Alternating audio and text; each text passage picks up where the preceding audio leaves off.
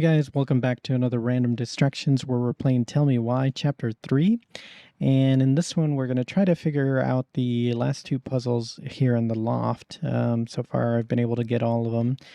So let's see if I can continue that trend. Beaver's repair list. That's the story. Yeah, where the beaver fixes the house. So let's look at that. The beaver fixes the house. Once upon a time, in an ancient and deep forest, there lived a wise princess in a big wooden house. One night, a particularly violent storm shook the house. It shook the shingles on the roof and the planks in the walls. It even shook the beams on which the house stood, blowing the whole thing near to the ground. The princess hid in a closet, fearing the house would come down on her as she slept. In the morning, the house was still standing, but it was badly damaged. The storm had blown shingles off the roof and planks off the walls, and even bent a post upon which the house stood. The first two things she could fix, but the last concerned her. What will I do? Despaired the wise princess. For though she knew many things, she did not know how to fix the big wooden house. Just then the old bear came by to see if the princess had any trouble in the storm. When he found her nailing planks back into place, he said, "Stop, princess, let me do that for you." "I'm happy to do it," said the princess, "but if you want to help with the roof, you may." When the pair were done with the roof and the walls, they examined the bent support post. "I could throw my body against it," said the old bear. "I'm very large." He stretched up onto his hind legs, being sure the princess could appreciate how very large he was, then charged straight at the post. He threw his body against it with an impressive thud. The impact moved the post, but too far, and it ended up bent in the other direction. The wise princess decided more precision was needed. She thought then of the very old beaver, who kept an excellently crafted dam. Perhaps she can help. She went looking for the very old beaver and found the industrious animal hard at work slapping down mud on a part of her dam that had been blown apart in the storm. Most of the structure was unharmed because the beaver was very good at building things. The princess knew she had come to the right place. "Beaver," she said, "my house was damaged in the storm. Would you help me fix it?"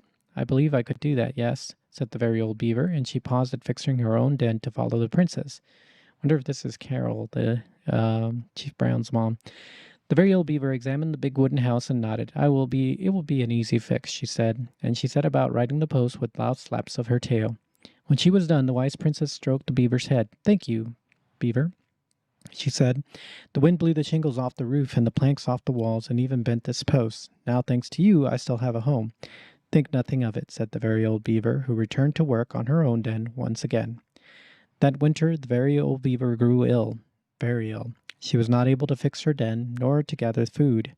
When the princess found out, she set about delivering meals to the beaver. She brought stews of corn and beans and baskets full of bark and twigs from the beaver's favorite aspen. One day, the wise princess noticed that the beaver's den had begun to fall apart. She set about fixing it, and though she was not as talented as the very old beaver, the fix kept the creature warm and dry. "Thank you," said the very old beaver. "Of course," said the princess. "You helped me when the storm blew my house near to the ground. Thanks to you, I still have a home, and I am happy to do the same." The princess continued to nurse the old beaver until the day she came to the dam and the forest was still. No birds sang, no branches rustled, no small things skittered within the underbrush. "Oh," said the princess, staring sadly at the dam, for she knew the old beaver had passed on. "Goodbye, my friend." And that is how the very old beaver saved the big wooden house, and how the wise princess repaid her kindness. Yeah, I think that is Carol. Where the princess's house gets damaged by a storm and the animals help her fix it. Yeah. What did they do to fix it again? So they fixed the shingles for sure, She fixed the roof shingles. and the walls, She fixed the planks that were blown off the walls. and the post. Slapped the post with... All right. Damn. That must have been rough on Eddie. Yeah, he doesn't really like to talk about her. Dear Marianne, you cover your ears every time I try to have this conversation with you, so I thought I'd have a better chance doing this in a letter. I know you don't like saying goodbye, so I'll keep my melancholic rambling short and sweet. I want to thank you with all my heart for taking care of me for these past few months. I can't even imagine how exhausting it must have been for you to look after a sick old lady when you also have two small children at home. I know you want me to keep fighting this disease and hoping for recovery, but it's always been a great strength of mine to know when it's time to let go, and that time has come. I'd like to ask you for one last favor. Please take care of Eddie after I'm gone. My poor boy puts on a brave front ever since his father died, but I know he's in pain. It would be so much more I would be so much more at peace knowing that he still has family. Maybe he could teach the kids how to fish. He loves spending time with them.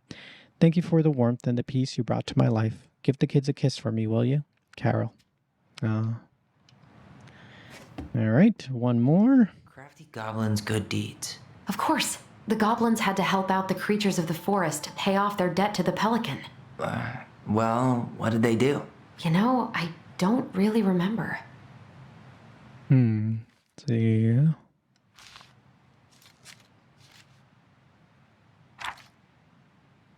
Ice Cube, two thieves, makes new friends, perfect pause, the moonhead loses her name. Pelican helps her friends. Is that it? I'm gonna save the old beaver. Initiate the Ice King. Oh, here we go. The pelican forgives the goblins. Okay. So let's read this one. The pelican forgives the goblins. Once upon a time, in a deep and ancient forest, there lived a pair of crafty goblins in a cave below a big wooden house. They lived with a wise princess who shared as much food with them as she was able, but it was never quite enough. This left the goblins hungry, very hungry, always hungry. One day, as they were out foraging for food, the pious pelican landed on a rock and dumped a smorgasbord from her beak, which the goblins knew was magic and never emptied. There were king crabs in red, blue, gold, and scarlet, veiny blue shrimp, pink-shelled scallops, oblong brown clams, purple spiny urchins, and even one prickly red sea cucumber. The food chest kept coming. They watched as the pelican ate one clam and then took a nap. Do you think she would mind if we took just a little? Asked one goblin to the other. Her beak never empties. She won't possibly miss a couple of crabs, said the second, licking her lips.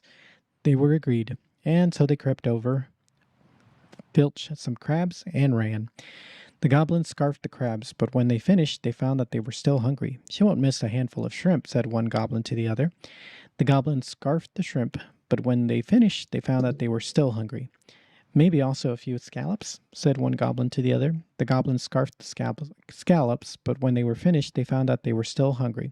So they went back for clams, and then urchins, and finally even the sea cucumber. Finally, they were not hungry, but there was also nothing left. Just then, the pelican woke up. What happened to my food? She asked. Unable to lie about it, the goblins confessed their crime. The pelican was dismayed, but she was a charitable-hearted bird, and she could tell the crafty goblins were growing little creatures. Goblins, said the pious pelican, I will share my food with you, but you must, in return, follow my example and be as generous with others as I am with you. Take that to heart, and I will have considered your debt paid.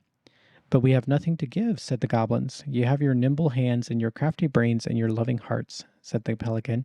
The crafty goblins realized how much they had to give, and for the rest of the day they looked for ways to help the other creatures of the forest. So their brains and their loving hearts. Oh, with their hands, brains, and heart. Okay. They found the stalwart moose struggling with an itchy, hard-to-reach spot on his back, and so they climbed up and gave it a good scratching. Next, they helped the old bear, who could not get the honey out of a narrow beehive. They climbed up to the top of a tree with the hive and then dropped it, cracking it open. Finally, they found the princess crying over a loss she would not speak about. So they wrapped their little arms around her in a great big hug and stayed until she felt better. When they were done, they returned to the pious pelican.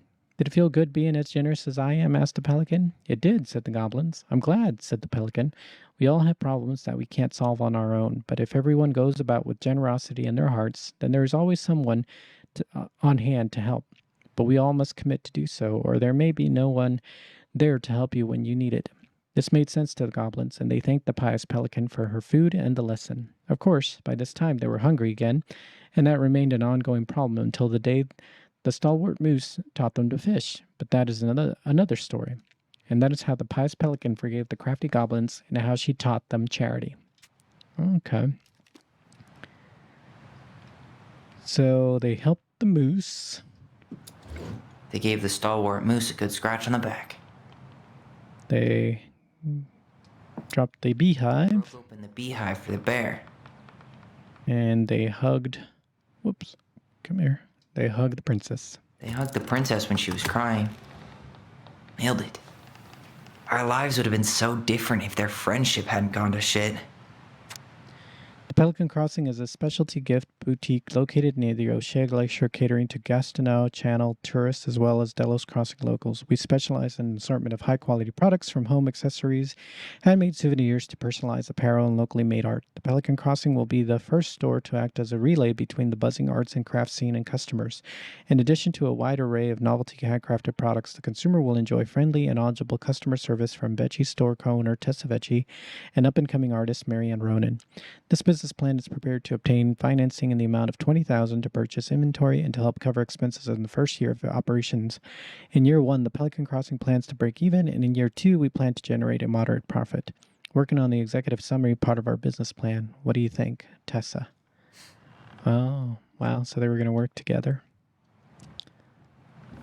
Well, that stinks, huh? All right, I think I figured out all of the puzzles, so You really want to go? You sure we've seen everything?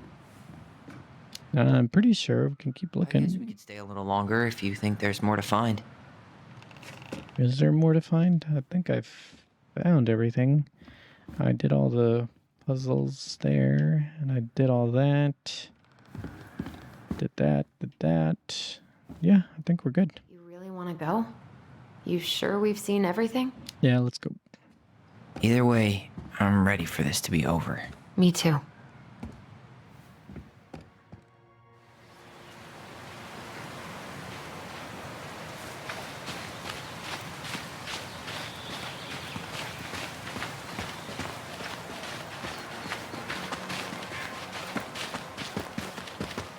What are we waiting for?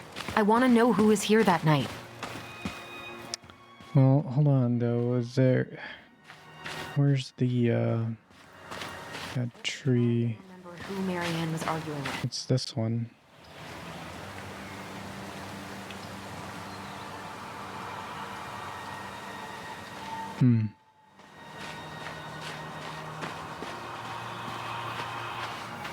This is the spot. I can't believe he's been down there this whole time. We played Compass and North Star here. I wish she would have just told us. She tried to tell us. In her own Marianne kind of way. The stories. True. Yeah. What are you thinking? That we just found out we have a brother. And at the same time, that we'll never get to meet him. It's a lot to process. Poor Marianne. Come on. Let's keep going. Okay. All right. Well, I'm going to go ahead and stop the video here before we go down to... Figure out who Marianne was arguing with on the dock.